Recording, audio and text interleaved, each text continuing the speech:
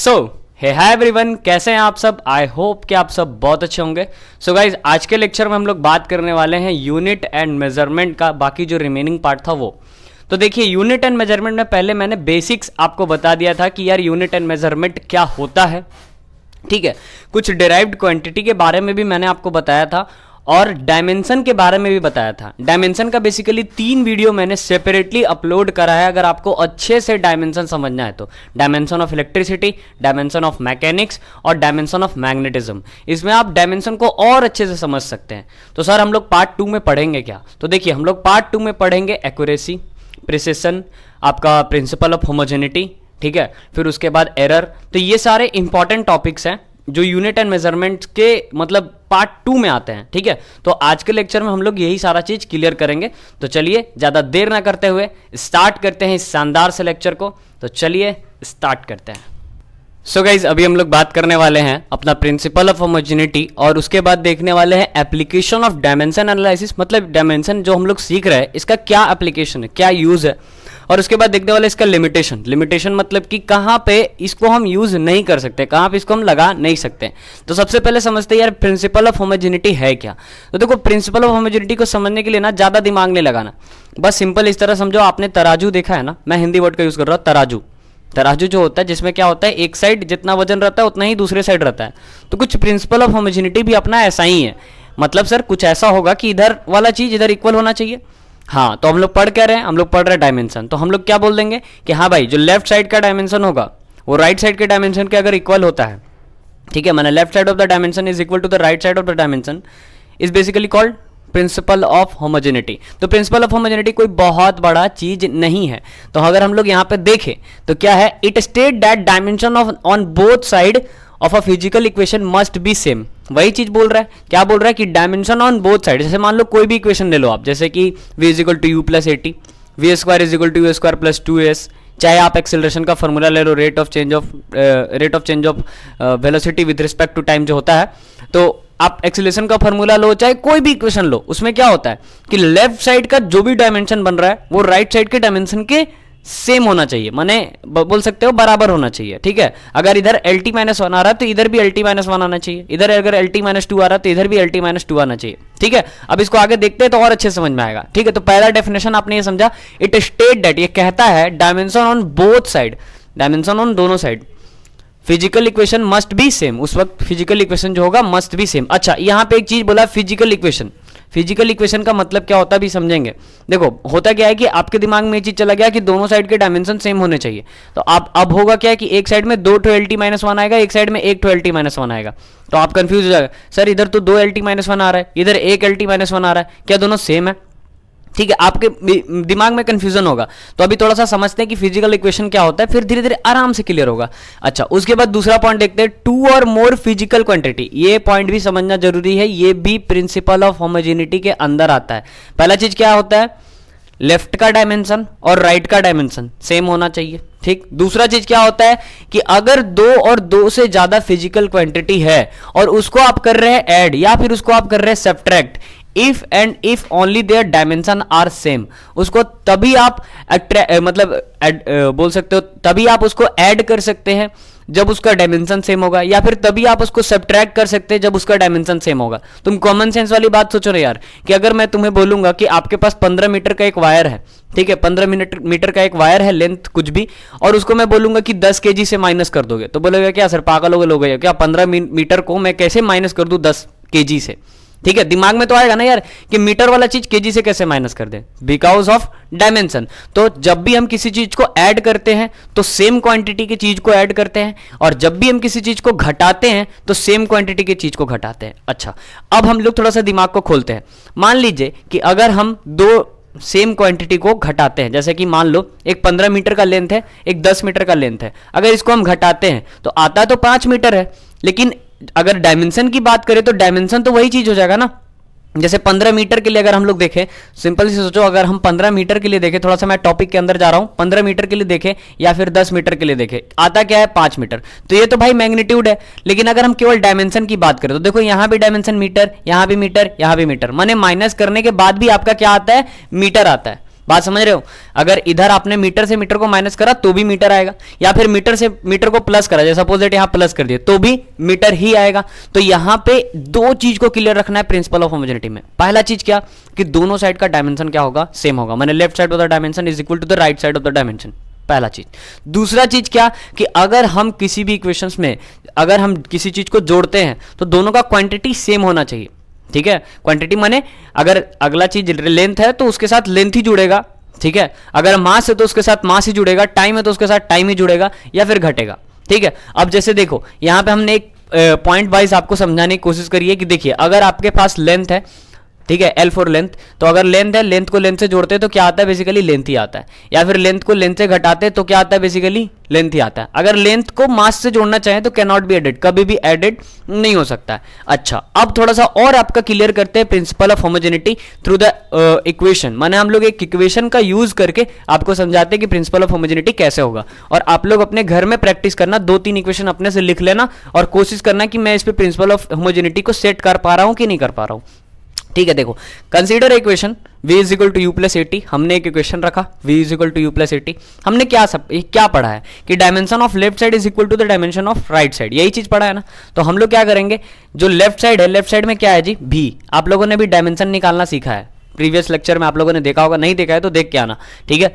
Previous lecture में आपने देखा होगा कि v जो होता है वो क्या होता है, डिस्प्लेसमेंट बाय टाइम, डिस्प्लेसमेंट का यूनिट मीटर और टाइम का सेकंड, तो डायमेंशन उसका LT-1 आता है। तो बेसिकली यहाँ पे m0 LT-1 dimension on left side v के लिए, ठीक है। अच्छा, u के लिए, u भी तो एक तरह का वेलोसिटी है ना, तो उसका भी डायमेंशन m0 LT-1 हो जाएगा, ठीक है। अच्छा, एक्सीलरेशन के लिए देखो m0 LT-2 हो जाएगा एक्सीलरेशन के लिए, क्योंकि होता है मीटर पर सेकंड स्क्वायर, तो हो जाएगा LT-2।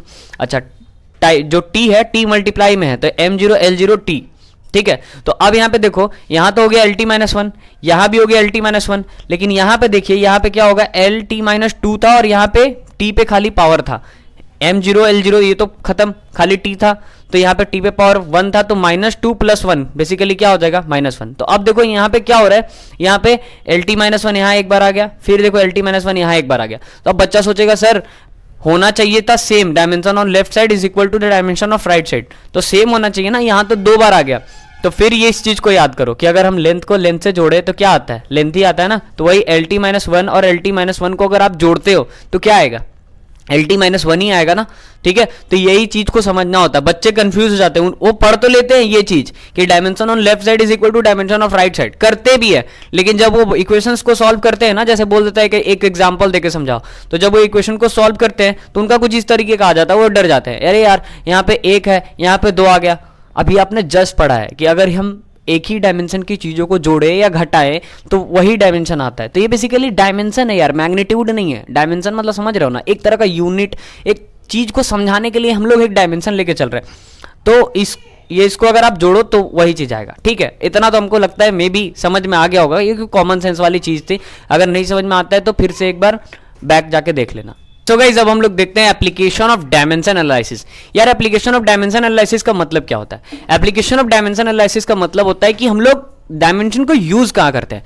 तो देखिए डायमेंशन को बेसिकली 3 जगह यूज किया जाता है, बस 3 पॉइंट को अच्छे समझना। To find correctness of physical equation, कोई भी फिजिकल इक्वेशन का करेक्टनेस को चेक करने के लिए। जैसे मान लो कि किसी ने ये वाला इक्वेशन दिया v = u + 80, अब इसको हमको चेक करना है कि ये करेक्ट है कि नहीं है। तो करेक्ट है नहीं है, इसको चेक करने के लिए क्या करना होगा, भाई इधर वाला जो डायमेंशन आ रहा है उधर ही इधर इस साइड भी डायमेंशन वही होना चाहिए। अगर ऐसा है तो सच में ये करेक्ट है, नहीं है तो करेक्ट नहीं है। तो हम लोग यहाँ पे देख रहे हैं कि फिजिकल क्वांटिटी को, फिजिकल इक्वेशंस को करेक्ट माने करेक्टनेस चेक करने के लिए कि वो सही है कि नहीं, हम लोग इसका यूज करते हैं। दूसरा, कन्वर्ट करने के लिए फिजिकल क्वांटिटी को from one system to another system, माने अदर सिस्टम में, जैसे एक सिस्टम से अदर सिस्टम, जैसे आप लोगों ने पढ़ा होगा वेलोसिटी से एक्सीलरेशन में कन्वर्ट करने के लिए जो उससे रिलेटेड टर्म्स होते हैं, उसमें कन्वर्ट करने के लिए भी हम लोग किसका यूज करते हैं, डायमेंशन का यूज करते हैं, ठीक है। तीसरा, एस्टैब्लिश रिलेशन बिटवीन किसके, रिलेटेड फिजिकल क्वांटिटी, जो रिलेटेड फिजिकल क्वांटिटी होता है उसके बीच में एक रिलेशन डेवलप करते हैं हम लोग। जैसे कि आप लोगों ने पढ़ा होगा कि एक्सीलरेशन बेसिकली क्या होता है, velocity with respect to time, तो वेलोसिटी का भी अपना एक डायमेंशन है, टाइम का भी अपना एक डायमेंशन है। अब ये दोनों को रिलेट कौन करता है? एक्सेलरेशन रिलेट करता है। तो इस तरह से जो रिलेटेड फिजिकल क्वांटिटी होते हैं उससे हम लोग डायमेंशन के थ्रू रिलेट कर पाते हैं। अगर हम लोग रिलेट नहीं कर पाते तो आज हम लोग इतना सारा जो डेराइव्ड यूनिट्स पढ़ते हैं वो शायद हम लोग निकाल पाते ना। हम लोग प्रेशर का निकाल पाते ऐसा यूनिट डायमेंशन, ना हम लोग फोर्स का निकाल पाते, ऐसे बहुत सारे क्वांटिटी, जैसे ना मोमेंटम हो पाता, कुछ नहीं हो पाता। तो डायमेंशन के वजह से ही हम लोग फिजिकल इक्वेशन को चेक कर पाते कि ये फिजिकल इक्वेशन सही है कि नहीं है। दूसरा, उसको वन यूनिट से दूसरे यूनिट में चेंज कर पाते हैं, ठीक है। और तीसरा, उनके बीच में एक रिलेशन एस्टैब्लिश कर पाते हैं कि भैया सीजीएस इतना, सीजीएस में इतना एमकेएस होगा या इतना एमकेएस में इतना ऐसा ही होगा, और रिलेशन देख पाते हैं कि हाँ एक्सीलरेशन का ये फार्मूला बनेगा, प्रेशर का ये फार्मूला बनेगा, फोर्स का ये फार्मूला बनेगा, ठीक है। होप कि आपको 3 पॉइंट समझ में आया होगा। और ये जनरली टीचर्स बताते नहीं, तो मैं इसलिए बता रहा हूं क्योंकि एग्जाम में यही सारे पॉइंट्स आते हैं, ठीक है। आपके डिप्लोमा के एग्जाम में बेसिकली यही पूछता है, क्योंकि सब बच्चा को पता है डायमेंशन कैसे निकालते हैं। अगर यूनिट एंड मेजरमेंट वो पढ़ रहा तो उसको पता है डायमेंशन कैसे निकालते हैं, उसको पता है यूनिट क्या होता है, लेकिन पूछ देगा कि एप्लीकेशन बताओ, डायमेंशन एनालिसिस का एप्लीकेशन क्या होगा, तो बच्चा फंस जाता है। अरे यार एप्लीकेशन पढ़े ही नहीं थे, टीचर पढ़ाया ही नहीं था। लिमिटेशन पूछ देगा कि डायमेंशन का लिमिटेशन बताओ। अब तुम सोचोगे डायमेंशन का लिमिटेशन क्या हो सकता है? डायमेंशन तो एक तरीका है जिससे हम लोग किसी भी चीज का डायमेंशन निकालते हैं। अब इसका लिमिटेशन देखो, लिमिटेशन क्या हो सकता है, इसको हम कहां अप्लाई नहीं कर सकते। तो देखो, can not find relation of formula more than 3 factors. ये मोर देन 3 फैक्टर, ये 3 फैक्टर से ज्यादा पे हम लोग फॉर्मूला नहीं निकाल पाते। कौन कौन सा 3 फैक्टर? मास, लेंथ, टाइम। इसीलिए आप लोगों ने देखा होगा जब भी हम डायमेंशन पढ़ते हैं तो MLT पढ़ते हैं, है ना। और फंडामेंटल के तो अलग हो जाता है, जैसे करंट का, एम्पियर का तो ए ही लिखा जाता है, वो पिछले वाले लेक्चर में मैंने बताया था। तो अगर हम देखें तो 3 फैक्टर का जो डायमेंशन होता है MLT के टर्म में ही हम लोग इसका डायमेंशन कर सकते हैं। ये भी एक लिमिटेशन है, इससे आगे हम लोग डायमेंशन नहीं कर सकते। अगर आगे हम लोग करते तो हमारा जो डायमेंशन होता ना, ऐसा लगता है कि गाड़ी का नंबर है MLTAF, बहुत सारा चीज आते रहता है। तो हम लोग बेसिकली 3 ही चीज पे करते हैं, ओके। अच्छा, दूसरा पॉइंट क्या होता है? Can not derive formula containing trigonometric function. यहां देखना, trigonometric function, logarithmic function and exponential function. आपने कभी सुना है क्या कि टिग्नोमेट्रिक फंक्शन का डायमेंशन होता है? कभी आपने सुना है कि साइन थीटा का कोई डायमेंशन है? नहीं सुना होगा, ठीक है। हाँ, थीटा का भी डायमेंशन सुना है क्या? नहीं, थीटा का भी नहीं सुना होगा। हाँ, लेकिन थीटा का ऐसा यूनिट आपने सुना होगा, रेडियन या स्टेरेडियन या डिग्री, ऐसे करके सुना होगा, लेकिन उसका डायमेंशन नहीं होता। तो टिग्नोमेट्रिक फंक्शन का डायमेंशन नहीं होता है, लॉगरिदमिक फंक्शन का डायमेंशन नहीं होता है, और एक्सपोनेंशियल फंक्शन का डायमेंशन नहीं होता है।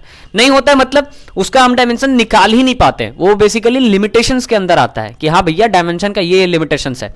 तीसरा, आपने देखा होगा कि कोई भी नंबर जैसे 4, 5, 10, 15, कुछ भी, कोई भी नंबर, उसका डायमेंशन कभी होता है क्या? नहीं होता है। तो क्यों नहीं होता? क्योंकि हम लोग डायमेंशन निकाल ही नहीं पाते यार, उसमें डायमेंशन है ही नहीं, ठीक है। तो डायमेंशन बेसिकली क्या है, आप लोग सबको पता है कि जब भी हम किसी भी चीज को मास, लेंथ, टाइम के रिस्पेक्ट में अगर चीजों को निकाल के दिखाए तो वही डायमेंशन होता है। तो नंबर का तो ये सब चीज होएगा ही नहीं, क्योंकि नंबर के अंदर ना मास है, ना लेंथ है, ना टाइम है, ठीक है। वो तो एक क्वांटिटी है, वो तो एक मैग्नीट्यूड है, ठीक है। तो it give no information about pure number. यही चीज था आपका जो लिमिटेशन था, और यही चीज था जो आपका एप्लीकेशन था, और principal of homogeneity. I hope कि आपको ये चीज समझ में आया होगा, और अगर समझ में आ गया है तो जल्दी से ले लीजिए इसका स्क्रीनशॉट, और नहीं अगर समझ में आया तो पॉज करके फिर से बैक जाके देखो, और फिलहाल ले लो इसका स्क्रीनशॉट, फिर आगे मूव करते हैं।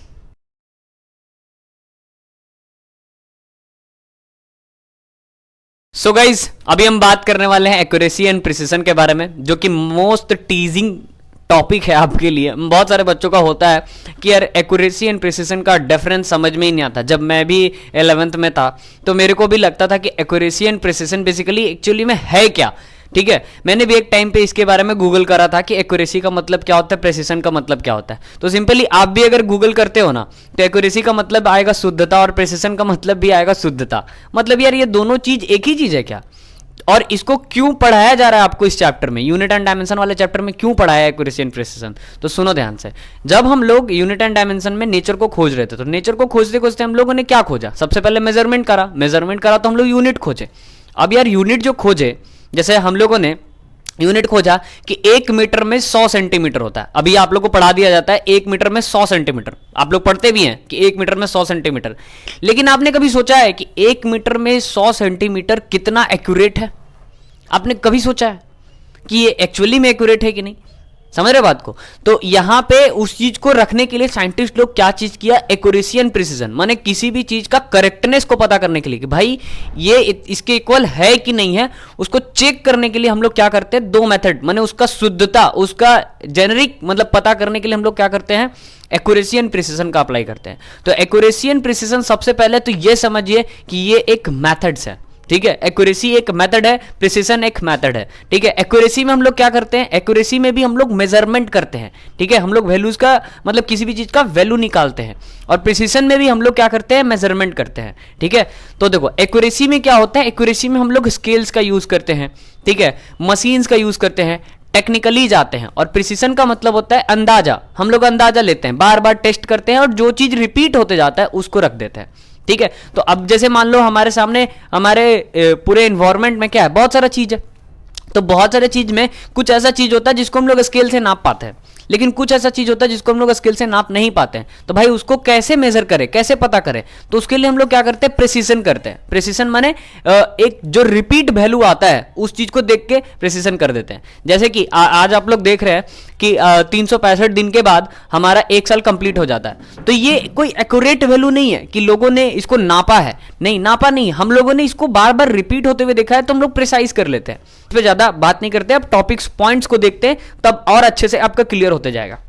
तो फर्स्ट ऑफ ऑल अगर हम देखें तो एक्यूरेसी क्या है, तो देखिए accuracy is the agreement of result of measurement with true value of measure quantity.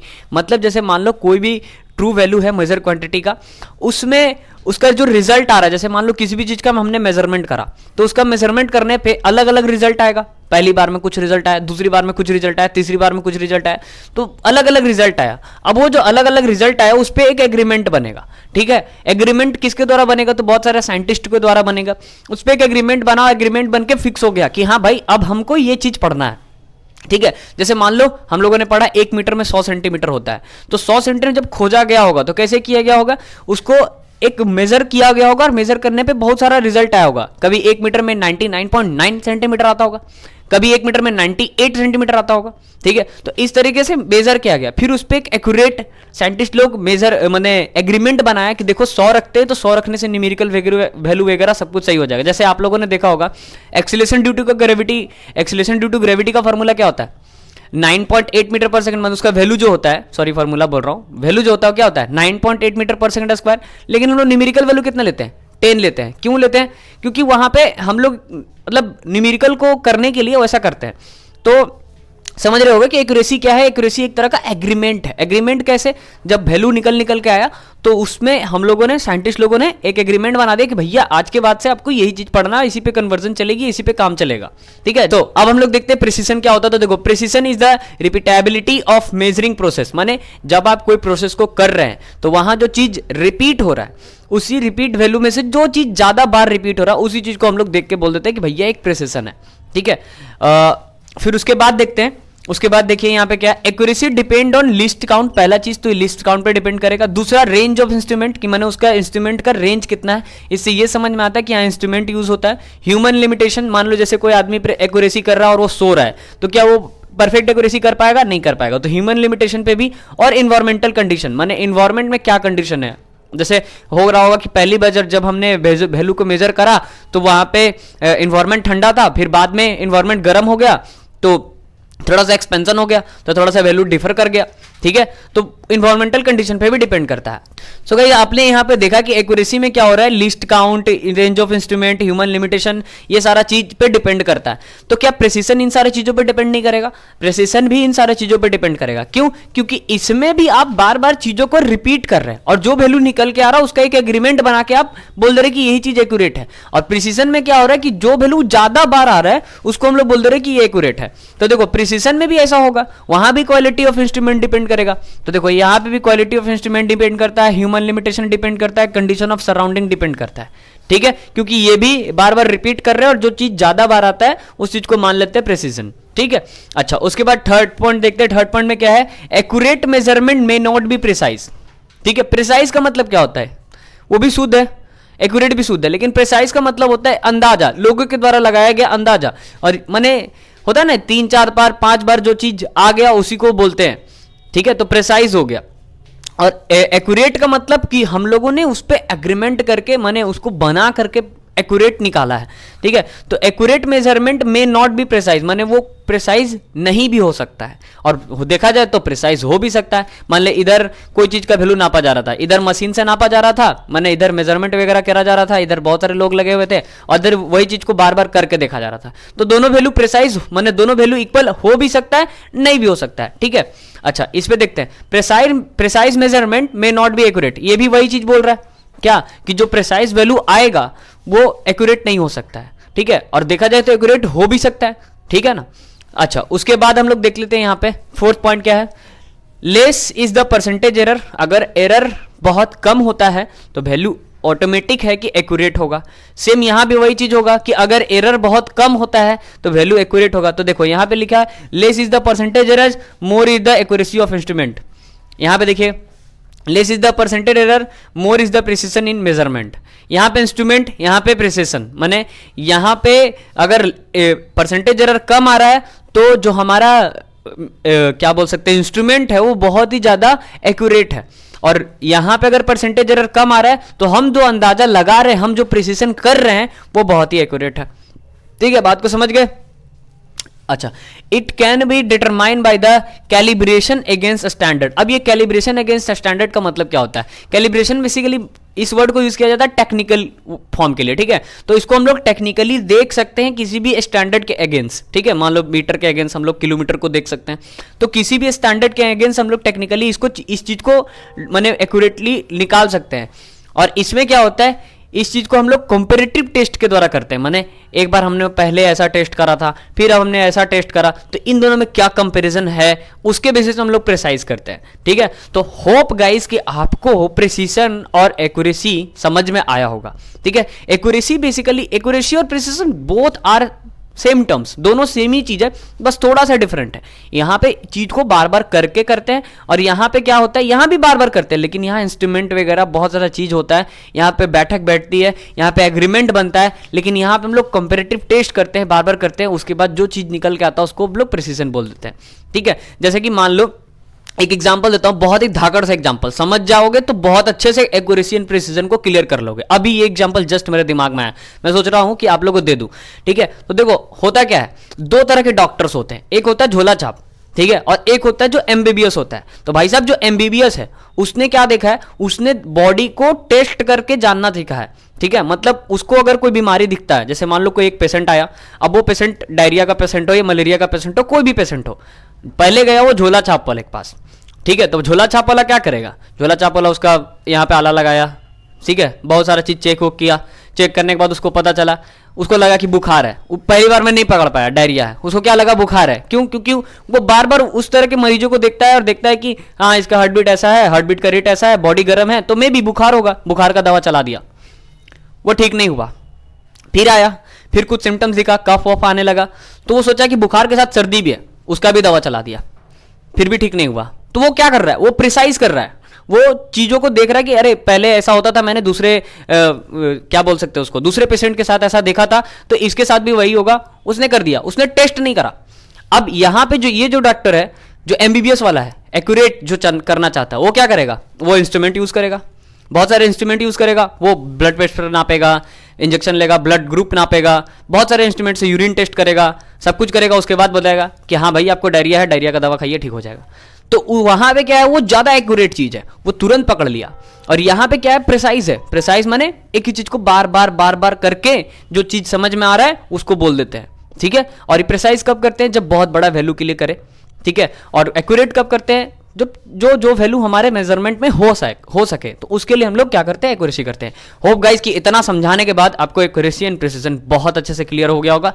नहीं क्लियर हुआ है फिर से एक बार जाकर देखो, पक्का बता रहा हूं क्लियर हो जाएगा, ठीक है। इसके बाद हम लोग मूव करते हैं एरर पे, और बहुत ही इंटरेस्टिंग टॉपिक है एरर, तो एरर को मिस नहीं करना और लास्ट तक देखना एरर को।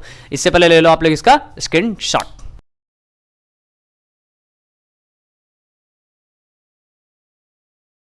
लोग आते हैं एरर पे, जो कि बहुत ही इंटरेस्टिंग टॉपिक है आपके लिए। सो एरर समझते हैं कि यार एरर होता क्या है। एरर का मतलब क्या होता है, त्रुटि। त्रुटि क्या होता है? त्रुटि। तो एरर का मतलब होता है कि कमी, मतलब जैसे समझो कि अगर कोई एक्सपेरिमेंट आप कर रहे हो तो बार बार कुछ ना कुछ वैल्यू जो हो रहा है छूट जा रहा है, ठीक है, तो उसी को बोलते हैं एरर। तो एरर सबसे पहले डेफिनेशन देखते हैं यार कि एरर होता क्या है। तो देखो, an error is a fault. एक एरर जो होता है वो गलती होता है, वो कहीं ना कहीं से गलती होता है, या तो कनेक्शन करते वक्त गलती हो जाएगा, या रीडिंग को देखते वक्त गलती हो जाएगा, या सराउंडिंग की वजह से गलती हो जाएगा, माने कोई ना कोई गलती हो जाता है। तो an error is a fault which may occur even in a most careful observation. जब आप बहुत ही केयरफुली कोई ऑब्जर्वेशन को कर रहे हैं तो भी एक छोटा मोटा एरर रह जाता है, मतलब छोटा मोटा फॉल्ट हो जाता है, उसी को हम लोग क्या बोलते हैं? एरर बोलते हैं, ठीक है। तो एरर तो समझ में आ गया। अच्छा, अब एरर के टाइप्स क्या क्या होते हैं? तो अगर हम देखें तो एरर के बेसिकली जनरली 3 टाइप होते हैं। एक जो कि इंस्ट्रूमेंट के गलती की वजह से होगा, जिसको बोलेंगे इंस्ट्रूमेंटल एरर।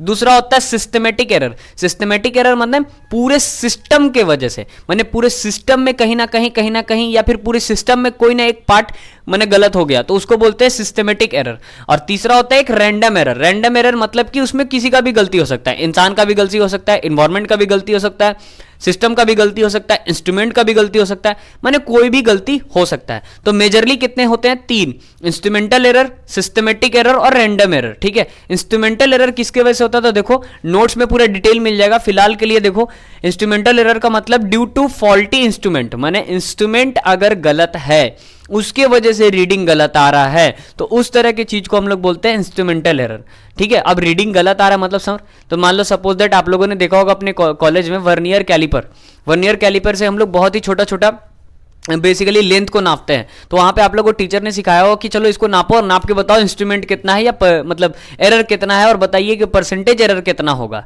ठीक है। तो उसमें मान लो कि वो जो वर्नियर कैलिपर वो उसका मैन्युफैक्चरिंग के टाइम ही उसमें गलती हो गया, माने कुछ फॉल्ट हो गया। जैसे आप लोगों ने देखा होगा कि नट बोल्ट होता है ना, जो नट बोल्ट वो कितना एक्यूरेट रहता है कि उसको अगर हम कसते जाए तो लास्ट पॉइंट तक वो कसा जाता है, लेकिन कुछ कुछ देखना नट बोल्ट क्या होता है कि वो ढीला रहेगा, ऐसे ऐसे हिलते रहेगा हल्का हल्का। तो क्यों वो ढीला है? इसका मतलब कि उसके मतलब मैन्युफैक्चर के समय ही उसके अंदर थोड़ा सा डिफेक्ट रह गया होगा, जिसकी वजह से वो ढीला रह गया, ठीक है। तो इंस्ट्रूमेंटल एरर क्या होता है? Due to faulty instrument.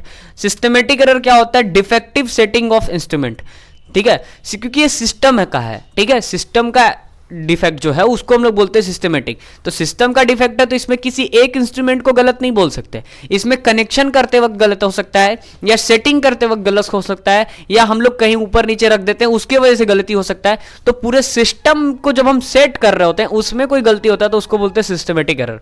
देखो लिखा है डिफेक्टिव सेटिंग ऑफ इंस्ट्रूमेंट, जब आप इंस्ट्रूमेंट को सेट कर रहे हैं वहां कोई गलती हो जाए तो उस तरह की चीज को हम लोग बोलते हैं सिस्टमेटिक एरर। अच्छा, रैंडम एरर क्या होता है? रैंडम एरर मतलब कि कभी भी हो जाएगा, एक्सपेरिमेंटल कंडीशन या ह्यूमन लिमिटेशन, माने इंसान की वजह से भी हो सकता है, एक्सपेरिमेंटल कंडीशन की वजह से भी हो सकता है, या फिर बोल सकते हो इन्वायरमेंटल कंडीशन की वजह से भी हो सकता है। माने अचानक से वो एरर दिख गया तो उसको उस एरर को हम लोग क्या बोलते हैं?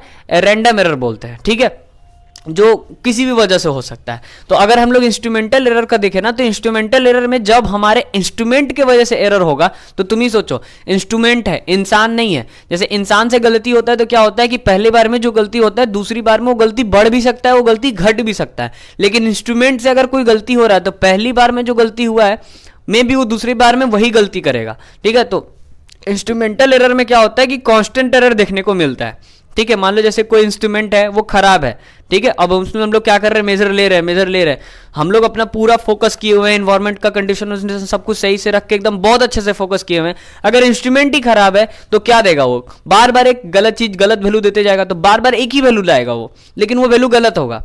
तो वो कौन सा एरर होगा? कांस्टेंट एरर होगा, मतलब same amount of error again and again, माने बार बार एक ही एरर आ रहा है अगेन एंड अगेन, तो उसको हम लोग बोलते हैं कांस्टेंट एरर। कांस्टेंट एरर कब होता है? जब इंस्ट्रूमेंटल एरर होता है, ठीक है, माने इंस्ट्रूमेंट में अगर कोई गलती होता है तब कांस्टेंट देखने को मिलता है, ठीक है। अच्छा, उसके बाद आते हैं सिस्टमेटिक। सिस्टमेटिक का मतलब क्या होता है? जो पूरे सिस्टम के सेटिंग पे डिपेंड करता है। तो देखो पूरे सिस्टम में क्या क्या हो सकता है? पूरे सिस्टम में इंस्ट्रूमेंट हो सकता है, तो इंस्ट्रूमेंट की गड़बड़ी हो सकती है।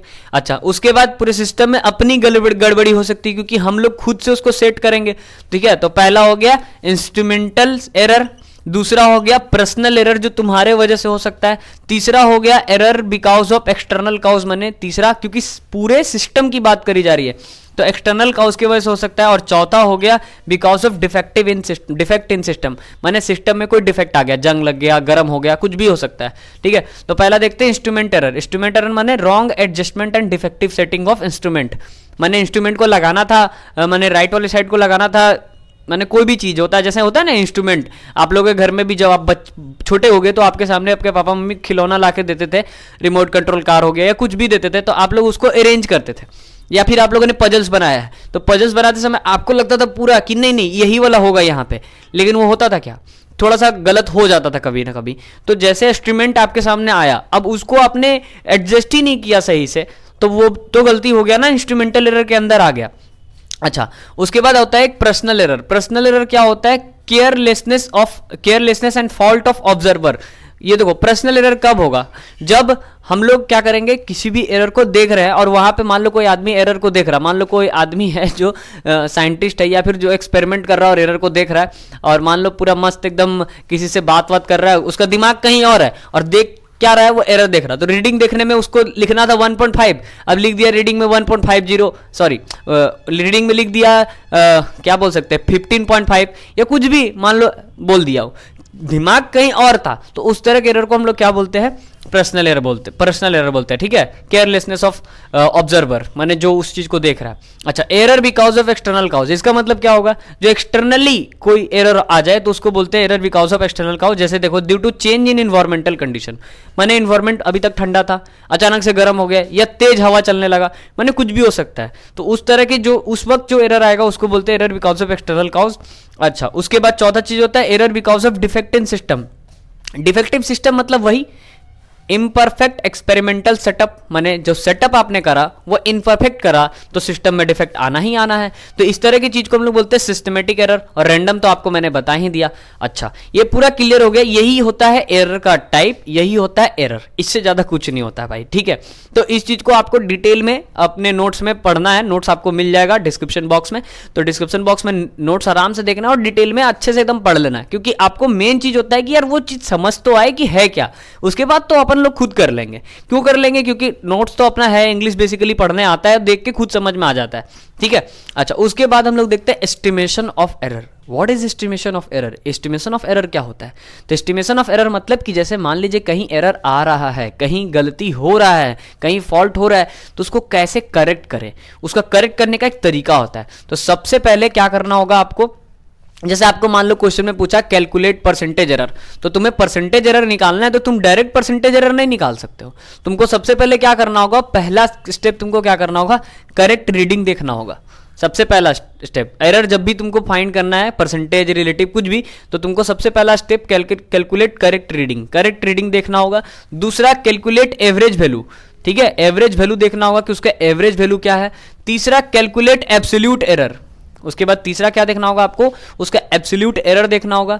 चौथा देखना होगा आपको उसका मीन एब्सोल्यूट एरर, ठीक है, और पांचवा देखना होगा रिलेटिव एरर, और देन उसके बाद आप निकाल पाओगे उसका परसेंटेज एरर। तो ये टोटल 6 स्टेप में आप किसी भी चीज का एरर निकाल सकते हैं। इसीलिए गाइज एरर का क्वेश्चन बहुत बहुत बहुत ज्यादा इंपॉर्टेंट होता है डिप्लोमा फर्स्ट सेमेस्टर के एग्जाम में। क्यों? क्योंकि ये बहुत ही लंबा क्वेश्चन बनता है। सबसे पहले करेक्ट रीडिंग देखा, फिर एवरेज वैल्यू देखा, फिर एब्सोल्यूट एरर निकाला, फिर मेन एब्सोल्यूट एरर निकाला, फिर रिलेटिव निकाला, फिर तो परसेंटेज निकालोगे, और मैक्सिमम क्वेश्चन परसेंटेज पे ही रहता है। ठीक है, तो इसके बाद वाले स्लाइड में हम लोग देखेंगे कि किस तरीके से, माने इसके बाद वाले स्लाइड में आपके सामने मैं एक क्वेश्चन रखूंगा, उस क्वेश्चन को पूरा सॉल्व करके दिखाऊंगा, कैसे करेक्ट रीडिंग लेते हैं, कैसे एवरेज वैल्यू निकालते हैं, कैसे एब्सोल्यूट निकालते हैं, ठीक है, कैसे मीन एब्सोल्यूट निकालते हैं, कैसे रिलेटिव निकालते हैं, और कैसे परसेंटेज निकालते हैं। मैंने पूरा चीज करके आपके सामने रखूंगा। उसके बाद हम लोग सिग्निफिकेंट फिगर देखेंगे, और उसके बाद यूनिट एंड मेजरमेंट खल्लास। तो जल्दी से ले लीजिए इसका स्क्रीनशॉट, फिर मूव करते हैं अपने न्यूमेरिकल की तरफ।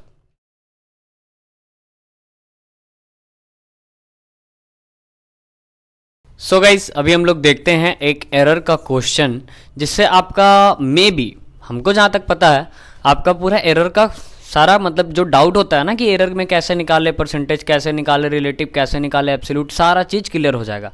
ठीक है, तो चलिए देखते हैं कि कैसे। तो सबसे पहले समझते हैं क्वेश्चन कि भाई क्वेश्चन क्या कहता है। तो क्वेश्चन अपना कह रहा है कि the diameter of a rod, एक डायमीटर है मतलब रॉड है एक, उसका डायमीटर है कुछ भी हो सकता है डायमीटर। तो बोल रहा है the diameter of a rod is measure with micrometre, उसको मेजर कर रहे हैं किसके साथ, माइक्रोमीटर के साथ मेजर कर रहे हैं। स्क्रू गेज फॉर 3 टाइम्स, मतलब उसको जब मेजर करा तो 3 बार उसका रीडिंग आया। एक बार आया x1 is equal to 1.223 centimetre, x2 is equal to 1.224 centimetre and x3 is equal to 1.224 centimetre. मैंने 3 बार मेजर करा, एक बार कुछ ये आया, दूसरे बार ये आया, तीसरे बार ये आया।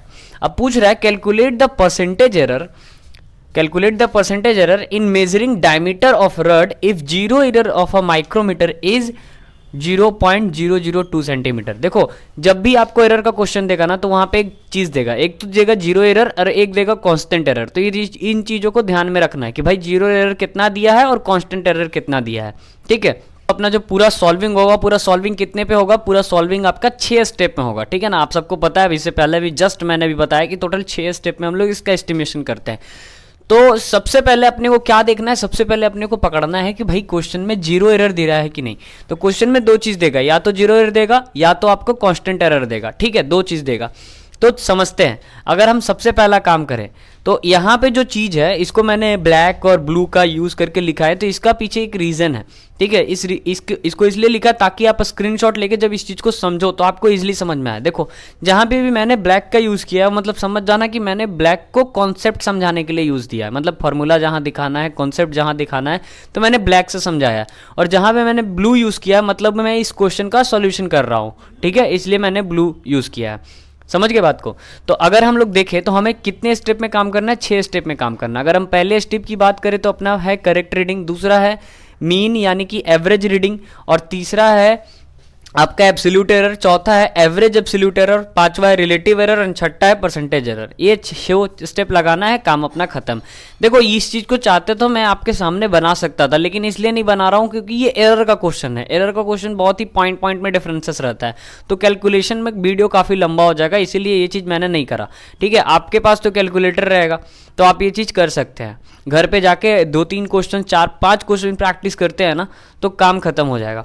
तो सबसे पहले देखते हैं करेक्ट रीडिंग। अगर हम लोग को करेक्ट रीडिंग लेना है तो सबसे पहला बच्चा तो यहीं फंस जाता है, क्योंकि बाकी सारा स्टेप तो सिंपल है लेकिन करेक्ट रीडिंग में फंस जाते हैं। तो अगर हम करेक्ट रीडिंग की बात करें ना तो जो तुम्हें दिया गया है, देखो x1 x2 x3, सबसे पहले समझो रीडिंग क्या होता है। तो x1 x2 x3 ये हमारे क्या है, रीडिंग है। अब रीडिंग जो दिया है उसमें या तो प्लस माइनस कांस्टेंट एरर होता है या तो प्लस माइनस जीरो एरर होता है। तो यही मैंने बोला था कि क्वेश्चन में देखो कि तुम्हें दिया क्या है। अगर कांस्टेंट एरर दिया है तो प्लस माइनस करना है, और जीरो एरर मतलब जीरो एरर दिया है तो भी प्लस माइनस करना है। अब सर प्लस माइनस कैसे करेंगे, तो आप लोग यहाँ पे देख रहे होंगे कि आपको प्लस 0.002 सेंटीमीटर दिया, तो बच्चा सोचता है अगर प्लस दिया है तो जो रीडिंग दिया उसमें प्लस कर देना है, और अगर माइनस दिया है तो जो रीडिंग दिया उसमें माइनस कर देना है। यहीं पर उसकी गलती हो जाती है। तो करना क्या है, देखो एक पॉइंट मैंने बना के लिख दिया ताकि आपको अच्छे समझ में आए। If zero error is positive, अगर जीरो एरर तुम्हें पॉजिटिव दिया गया है तो करेक्शन के समय उसको आप नेगेटिव लेंगे, और अगर आपको जीरो एरर नेगेटिव दिया गया है तो करेक्शन के समय आप उसको पॉजिटिव लेंगे। समझ गए, मतलब यहां पॉजिटिव दिया है तो तुम्हें क्या लेना है, करेक्शन के समय नेगेटिव। अगर ये नेगेटिव दिया है तो तुम्हें क्या लेना है, पॉजिटिव। ठीक है, अब देखो XC1 इज व्हाट, XC1 जो है वो आपका जो भी आपका रीडिंग दिया गया वो करेक्शन रीडिंग मैं लिख रहा हूं यहाँ पे। ठीक है, मतलब हम लोग यहाँ पे करेक्ट रीडिंग लिखने की कोशिश कर रहे हैं। तो XC1 माने पहला वाला जो चीज है उसका करेक्ट रीडिंग क्या होगा, तो पहला वाला जो चीज है उसमें करना क्या है, फॉर्मूला क्या होता है, reading plus minus zero error. तो अब अपने पास यहाँ पे क्या है, प्लस है, तो हम लोग क्या लेंगे, माइनस लेंगे, क्योंकि साफ साफ बोल दिया गया कि अगर जीरो एरर तुम्हें पॉजिटिव दिया तो करेक्शन में तुम नेगेटिव लोगे। तो अगर अपने पास प्लस दिया है तो हम लोग को लेना क्या है, माइनस लेना है।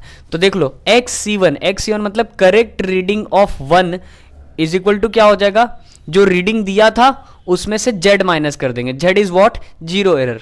ठीक है, अब माइनस क्यों आया, तो क्योंकि सर पॉजिटिव में दिया था, अगर यही यहाँ पे नेगेटिव में देता तो यहाँ पे ये चीज प्लस हो जाता। ठीक है, माइनस करा, ये वैल्यू निकल के आया। उस तरह से XC2 जो C2 दिया हुआ था, देखो XC2 1.224 है ना, और इसमें देखो माइनस में 0.002 माने वही चीज़ लिख रहे हैं जीरो एरर वाला। तो इसी तरह से हम लोगों ने सेकंड करेक्ट रीडिंग निकाला, फिर उस तरह से हम लोगों ने थर्ड करेक्ट रीडिंग निकाला। मैक्सिमम थर्ड पे ही बनता है क्वेश्चन, ज़्यादा से ज़्यादा टफ करना होगा तो 4 या 5 पे, लेकिन मैक्सिमम क्वेश्चन जो होता है ना 3 रीडिंग पे ही बनाते हैं हम लोग, ठीक है। तो 3 रीडिंग पे हम लोगों ने निकाला, तो हमारा जो करेक्ट रीडिंग आया क्या आया, ये। तो सबसे पहला स्टेप हम लोग को क्या करना है, करेक्ट रीडिंग निकालना है, समझ गए। सबसे पहला स्टेप करेक्ट रीडिंग कैसे निकालना वो भी चीज समझ में आ गया आप लोगों को। अच्छा, उसके बाद हम लोग को करना है एवरेज रीडिंग। तो एवरेज रीडिंग को हम लोग दिखाते हैं एक्सएम से। किससे दिखाते हैं, एक्सएम से। एम मतलब मीन, तो हम लोग एक्सएम से दिखाते हैं। उसमें करते कुछ नहीं है, उसमें जो करेक्ट रीडिंग मिला है ना उस करेक्ट रीडिंग का हम लोग एवरेज निकाल देते हैं। तो अगर सपोज दैट 3 करेक्ट रीडिंग है तो तीनों को जोड़ के 3 से डिवाइड कर दो। अगर 4 करेक्ट रीडिंग है तो 4 को जोड़ के 4 से डिवाइड कर दो, मतलब चारों को जोड़ के 4 से। 5 करेक्ट रीडिंग है तो 5 को जोड़ के 5 से डिवाइड, मतलब पांचों को जोड़ के।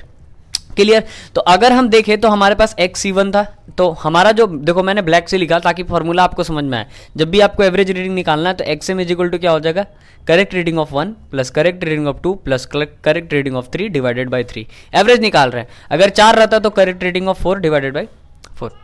बात समझ गए। तो यहाँ पे कुछ नहीं करा, XC1 जो निकाल के लाए थे, XC2 जो निकाल के लाए थे, वहाँ पे एज इट इज रख दिया और उसको 3 से डिवाइड किया, तो जो XM आया ये चीज़ आया। अब बताओ इसको अगर मैं आपके सामने बोर्ड पे बनाता तो टाइम जाता कि नहीं जाता, तो ये चीज़ XM यहाँ पे आपका निकल के आ गया। तो पहला स्टेप आपको करेक्ट रीडिंग मिलेगा तभी तुम दूसरे स्टेप के आगे बढ़ सकते हो। विदाउट करेक्ट रीडिंग तुम कुछ नहीं कर सकते। तो पहले तुम्हें करेक्ट रीडिंग निकालना है, दूसरा तुम्हें एवरेज निकालना है। एवरेज कैसे, करेक्ट रीडिंग को जोड़ के 3 से डिवाइड कर देना। क्लियर, ये 2 स्टेप क्लियर होंगे, ठीक है। तीसरा हम लोग बात करते हैं एब्सोल्यूट एरर। अब एब्सोल्यूट एरर को हम लोग डेल्टा से दिखाते हैं। ये जो साइन है ना, ये डेल्टा का साइन है बेसिकली, तो डेल्टा x1, ठीक है। अब ये जो डेल्टा x1 है मतलब हम लोग एब्सोल्यूट एरर निकाल रहे हैं पहले का, डेल्टा x2 माने एब्सोल्यूट एरर सेकंड रीडिंग का, डेल्टा x3 माने एब्सोल्यूट एरर थर्ड का।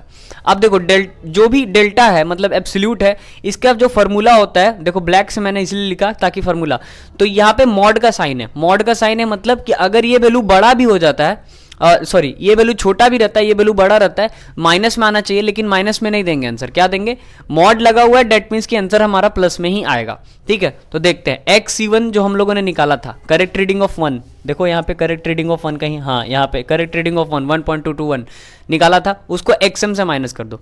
मतलब फर्स्ट वाला चीज को, जो फर्स्ट में आपने निकाला, फर्स्ट वाले चीज को XM से माइनस करते चलो। इसको करेक्ट रीडिंग ऑफ 1 को माइनस कर दो XM से, करेक्ट रीडिंग ऑफ 2 को माइनस कर दो XM से, करेक्ट रीडिंग ऑफ 3 को माइनस कर दो XM से। वही चीज यहाँ पे कर रहे हैं। देखो डेल्टा x1 निकालना, correct reading of 1 minus XM, delta x2 निकालना, correct reading of 2 minus XM, delta x3 निकालना मतलब correct reading of 3 minus XM।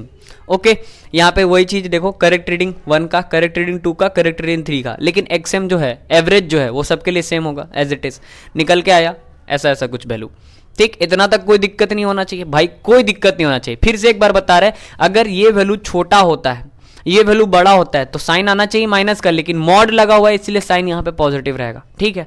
एक चीज पहले ही बता दे रहा हूं मैं। अच्छा, उसके बाद अपन लोग क्या बात करते हैं, उसके बाद अपन लोग बात करते हैं एवरेज एब्सोल्यूट एरर पे। भाई साहब जो एब्सोल्यूट एरर आपका निकालना है ना, उसका एवरेज कर दो। नाम सही समझ में आ रहा है, एवरेज एब्सोल्यूट एरर। तो जो एब्सोल्यूट एरर तुमने निकाला, ये इसका एवरेज कर दे। एवरेज का मतलब क्या, अगर 3 है तो तीनों को जोड़कर 3 से डिवाइड, 4 है तो चारों को जोड़कर 4 से डिवाइड।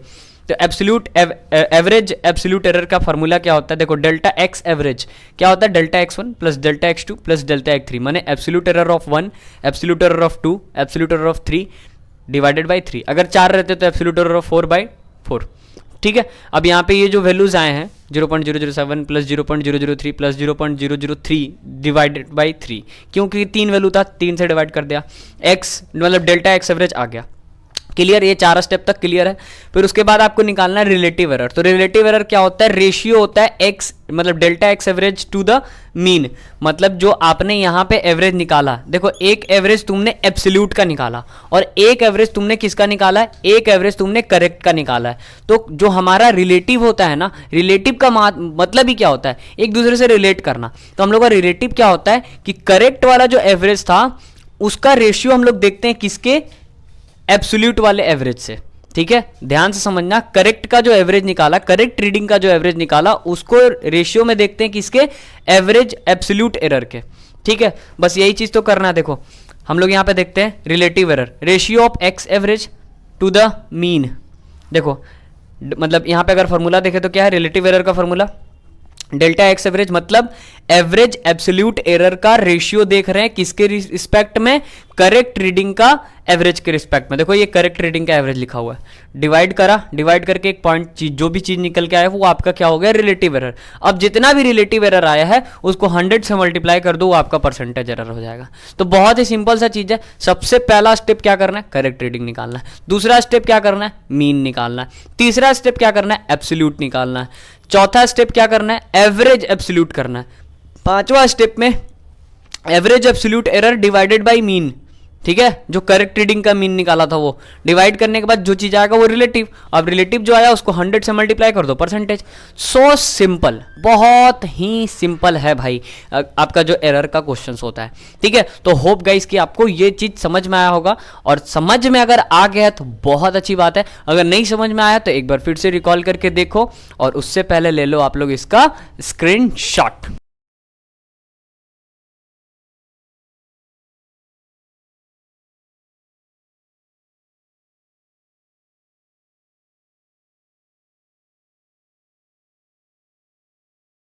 सो गाइज अब हम लोग कवर करते हैं अपना लास्ट टॉपिक, जो कि है सिग्निफिकेंट फिगर, जिसमें बहुत सारे बच्चों को डाउट होता है यार कि सिग्निफिकेंट फिगर का रूल जो होता है ना सर समझ में नहीं आता है, इसको कुछ तो ऐसा करो कि याद रहे यार। तो देखो सिग्निफिकेंट फिगर थोड़ा सा टिपिकल है लेकिन बहुत ईजी है। तो सिग्निफिकेंट फिगर का रूल होता है, अब ये है क्या चिड़िया, बहुत सारे बच्चे सोच रहे हैं ये क्या है, क्या सिग्निफिकेंट फिगर।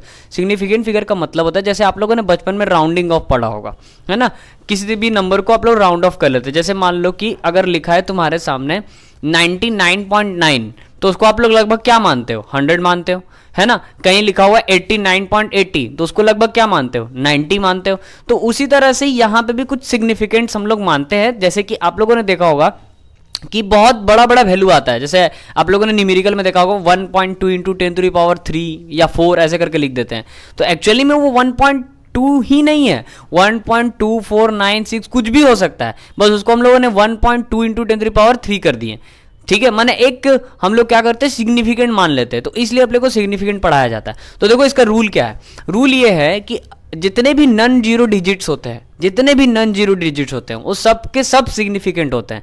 जैसे कि 1 2 3 4 5 6 8 9, यहाँ पे 6 7 8 9 जो 9 तक है, 9 तक ये सारे के सारे क्या है, सिग्निफिकेंट है। जैसे मान लो कोई लिख दिया ऐसे 4 7 9 6, बताइए कितना सिग्निफिकेंट, 4 सिग्निफिकेंट, 1 2 3 4, 4 सिग्निफिकेंट है, क्योंकि इसमें सोचना ही नहीं है कौन से डिजिट्स हैं, नॉन जीरो डिजिट्स हैं, और नॉन जीरो डिजिट्स हमेशा क्या होते हैं, सिग्निफिकेंट्स होते हैं। मान लो कोई तुम्हें ऐसे बोल दिया 4 6 9 2 8 5, कितने हैं, 1 2 3 4 5 6, 6 है, तो इसमें कितने हो जाएंगे, 6 सिग्निफिकेंट हो जाएगा, ठीक है। अब इसमें किलोमीटर लग गया, सेंटीमीटर लग गया, तो वो बात का बात है कि इस पर कोई बंदा फिर चेंज करके लिख दे 4.6 इंटू 10⁻, कुछ भी, तो वो बात का बात है। लेकिन इतना दिमाग में समझ के चलना है कि जितने भी नॉन जीरो डिजिट्स होते हैं वो सारे के सारे क्या होते हैं, सिग्निफिकेंट्स होते हैं। तो सर जीरो वाला का क्या काम है, तो देखो जीरो इज सिग्निफिकेंट, अगर जीरो सिग्निफिकेंट होगा, लेकिन कब, जब वो किसके बीच में आ जाए, between two non zero numbers, माने दो नॉन जीरो नंबर्स जो होंगे उनके बीच में अगर आ जाता है तब वो सिग्निफिकेंट हो। जैसे मान लो देखो 1 ये नॉन जीरो नंबर है, 6 ये भी एक नॉन जीरो नंबर है, उसके बीच में जीरो आ गया, तो इसका सिग्निफिकेंट कितना हो जाएगा, 3 हो जाएगा इसका सिग्निफिकेंट। क्यों, क्योंकि बीच में है, तो जब बीच में रहे तो कोई सोचा सोची नहीं, डायरेक्ट उसको सिग्निफिकेंट में काउंट कर लो। अच्छा, अगर zero is on left side, अगर जीरो कहाँ हो, लेफ्ट साइड में रहे, और non zero digit are not significant, तब उसमें नॉन जीरो डिजिट्स मतलब जो होंगे वहां पे, जब नॉन जीरो डिजिट्स के आगे जब रहेगा, माने लेफ्ट साइड में रहेगा, तो वहां पे जो चीज होगा वो नॉट सिग्निफिकेंट होगा, ठीक है। इसको एग्जांपल से देखो, रूल जो है ना लिख दिया है मैंने बस, लेकिन दिमाग में सेट करना है। पहला दिमाग में क्या सेट करना है यार, पहला दिमाग में सेट करना है कि जितने भी नॉन जीरो डिजिट्स रहेंगे, माने 1 2 3 4 जो भी है, जितना भी रहेगा वो सारे के सारे क्या है, सिग्निफिकेंट है। अगर जीरो बीच में टपक गया तो भी सिग्निफिकेंट है। अच्छा, जीरो अगर डेसिमल्स के आगे, माने जीरो अगर कोई नंबर के, नॉन जीरो डिजिट्स नंबर के अगर आगे लगा हुआ है, इस साइड आगे माने लेफ्ट साइड में, तो वहां पे वो सिग्निफिकेंट में काउंट नहीं होगा। इसीलिए देखो यहाँ पे ओनली 3 सिग्निफिकेंट्स, यहाँ केवल 3 सिग्निफिकेंट्स हैं, ठीक है। जब भी सिग्निफिकेंट में इशू हो, इसका स्क्रीनशॉट ले लेना, उसके बाद देख लेना, कभी इशू नहीं होगा, हमेशा सिग्निफिकेंट का क्वेश्चन लग जाएगा। अच्छा, zero is significant on right side, देखो यहाँ पे एक चीज है, बोल रहा है कि देखो पहले हम लोग जीरो को समझ रहे हैं, क्योंकि नॉन जीरो डिजिट तो भैया सिग्निफिकेंट है ही। अब जीरो का समझना है तो जीरो अगर बीच में रहता तो सिग्निफिकेंट में काउंट होगा, जीरो अगर लेफ्ट साइड में रहता तो काउंट नहीं होगा। अब अगर राइट साइड में होगा तो क्या होगा, तो देखो zero is significant on right side, वो सिग्निफिकेंट होता है ऑन राइट साइड, लेकिन कब, of non zero digit after decimal point, जब डेसिमल पॉइंट रहता है तब वो राइट साइड में काउंट होगा। किसमें, सिग्निफिकेंट में। तो तुम लोग सोच रहे हो सर अगर डेसिमल ना रहे, अगर कोई नॉर्मल नंबर रहे तो क्या राइट साइड में काउंट करेंगे, तो वो भी चीज देख लेते हैं। तो देखिए डेसिमल रहने का मतलब देखो, अगर जीरो के बाद पॉइंट है, ठीक है, माने यहाँ पे कुछ भी नहीं, पॉइंट है और पॉइंट के बाद कुछ नंबर है, उसके बाद जीरो है, तो ये क्या है, राइट साइड में तो है, लेकिन डेसिमल आने के बाद अगर ये डेसिमल नहीं रहता तो क्या ये सिग्निफिकेंट में काउंट होता, वो भी चीज देखेंगे। लेकिन पहले इतना देखते हैं कि अगर ऐसा डेसिमल वाला कुछ है तो क्या ये सिग्निफिकेंट में काउंट होगा, बिल्कुल काउंट होगा। कितना होगा इसका, 4 सिग्निफिकेंट होगा। उस तरह से अगर मान लीजिए और एग्जांपल 10 लिखा हुआ है, 10 के बाद 2 डिजिट जीरो लिखा हुआ है पॉइंट में, तो भी ये इसका कितना सिग्निफिकेंट है भैया, 4, क्योंकि राइट साइड में अगर डेसिमल में आ जाए, राइट साइड में आ जाए तो वो सिग्निफिकेंट में काउंट होते हैं। ओके, अच्छा पांचवा चीज, if zero on right side of non zero number, जो भी मैंने बोल रहा था ये डेसिमल वाला के लिए था। अब अगर जीरो राइट साइड में होगा नॉन जीरो नंबर के, माने कोई भी नॉन जीरो नंबर है उसका राइट साइड में, तो वो मे और मे नॉट सिग्निफिकेंट, माने सिग्निफिकेंट हो भी सकता है, नहीं भी हो सकता। अब इसको समझो कैसे सर, यहीं पे बच्चा फंसता है, यही चीज में फंसता है, क्योंकि इधर तो क्लियर, इधर भी क्लियर, इधर भी क्लियर, इधर भी क्लियर, यहाँ पे टू द पॉइंट रहते हैं सिंपल, लेकिन फंसता कहाँ पे, यहाँ पे। तो भैया यहाँ पे कैसे फंसते हैं, देखो अगर मान लो 1200 किलोमीटर कहीं लिखा हुआ है, तो आपके दिमाग में क्या जाएगा, 1200 किलोमीटर माने 12 के बाद 2 जो नंबर हैं ये राइट साइड में पड़ रहे हैं, तो इसका सिग्निफिकेंट बेसिकली होना चाहिए 4। लेकिन इसी चीज को अगर कोई बंदा ऐसे लिख दिया 1199.5, तो भी इसका सिग्निफिकेंट कितना होगा, 4, क्योंकि इसका अगर देखे वैल्यू देखे, राउंडिंग ऑफ करे तो वैल्यू क्या होता है, यही होता है। अच्छा कोई बंदा इस 12 को ऐसे लिख दिया 12 into 10 to the power 2, 12 into 10 to the power 2, तो अब यहाँ कितना सिग्निफिकेंट, तो देखो 12 1 और 2, इसके लिए 2 सिग्निफिकेंट और इसके लिए 1 सिग्निफिकेंट, क्योंकि वो तो पावर में चला गया ना। तो अब यहाँ पे कितने सिग्निफिकेंट हो जाएंगे, 3 सिग्निफिकेंट हो जाएंगे। अब कोई बंदा ऐसे लिख दिया 1.2 इंटू 10 टू द पावर 3, यही चीज को ऐसे भी लिख सकते हैं, तो भी यहाँ पे कितने सिग्निफिकेंट, 3 सिग्निफिकेंट। तो इस पे डिपेंड करता है, ठीक है। इस चीज को थोड़ा सा ध्यान से समझना आप लोग, कि जब अगर ऐसा कुछ है तो आप उसको पॉइंट में करके देख सकते हो, ठीक है। कंडीशन दे देगा कि पॉइंट में रखेंगे, ये रखेंगे, या फिर ऐसा कभी होगा ही नहीं, आपसे क्वेश्चन पूछ दिया जाएगा पॉइंट में रख के और पूछा जाएगा कि भैया बताइए इसका कितना सिग्निफिकेंट है, और सिग्निफिकेंट वैल्यू क्या है। कंपिटेटिव एग्जाम में या 1 नंबर के क्वेश्चन में आएगा, तो आराम से कर लेना। तो फंसते कहाँ हैं हम लोग, फंसते हैं जब राइट साइड में देता है, ठीक है। तो फिर से एक बार रिकॉल कर लेते हैं, नॉन जीरो डिजिट्स के लिए सिग्निफिकेंट काउंट होगा, बीच में जीरो आ जाए तो भी काउंट होगा, लेफ्ट साइड में अगर जीरो आ जाए तो लेफ्ट साइड में काउंट नहीं होता है, राइट साइड में आए डेसिमल के बाद आए तो काउंट होगा, और अगर राइट साइड में आता है कोई भी नॉन जीरो नंबर का तो काउंट हो भी सकता है, नहीं भी हो सकता है। काउंट कब होगा, जब उसका कोई मीनिंगफुल सेंटेंस बनेगा, माने मीनिंगफुल वैल्यू कुछ होगा तो काउंट होगा, अगर मीनिंगफुल वैल्यू नहीं है तो काउंट नहीं होगा। सो गाइज यही था आपका यूनिट एंड मेजरमेंट का पूरा कंप्लीट। तो इससे पहले आप लोगों को मैंने पार्ट 1 दे रखा है, पार्ट 1 के बाद बहुत सारे डायमेंशन का फॉर्मूला भी दे रखा है, उसके बाद ये पार्ट 2। इतना कोई बच्चा अगर यूनिट एंड मेजरमेंट में कर लेता है तो मैं डेफिनेटली बोलता हूं कि यार उसका डिप्लोमा फर्स्ट सेमेस्टर में अगर यूनिट एंड मेजरमेंट से क्वेश्चन आता है तो मिस नहीं करेगा, ठीक है। और आप लोग के लिए एक और सरप्राइज वीडियो रहेगा कि भाई यूनिट एंड मेजरमेंट का आपका मैं इंपॉर्टेंट क्वेश्चन का भी एक वीडियो बना दूंगा, ज्यादा देर का नहीं, 10-15 मिनट का एक इंपॉर्टेंट क्वेश्चन का वीडियो बना दूंगा कि भैया इससे क्या क्या इंपॉर्टेंट क्वेश्चन आएंगे और सबको वो इंपॉर्टेंट क्वेश्चन करना है। और अगर आपको लगता है कि मेरे को सर को बताना चाहिए कि मैं पढ़ रहा हूं, तो उसके लिए आप हमारे टेलीग्राम या हमारे व्हाट्सएप या कहीं पे भी वो पीडीएफ भेज के मेरे को बता सकते हो कि हाँ सर आपने जो टास्क दिया, आपने जो क्वेश्चन दिया वो मैंने किया। इससे क्या होता है कि थोड़ा मन में अच्छा लगता है कि चलो यार बहुत सारे बच्चे आपस में कनेक्ट हो रहे हैं, मतलब दूर दूर के बच्चे कनेक्ट हो रहे हैं और पढ़ रहे हैं, तो बहुत अच्छा फील होता है, ठीक है। और वहाँ पे आप लोगों का डाउट भी क्लियर करने में अच्छा लगता है। और वीडियो अगर अच्छा लगा है तो लाइक, सब्सक्राइब और शेयर जरूर करना, लेकिन उससे पहले ले लो आप लोग इसका screenshot. Thanks for watching my video guys.